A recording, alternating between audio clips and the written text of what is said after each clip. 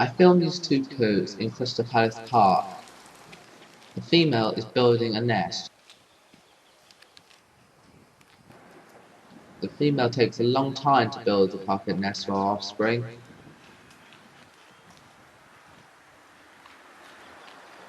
The male doesn't just stand around all day. He goes off to find food, such as earthworms, slugs, snails, such as Slippy the snail, cockroaches, ants, and many more.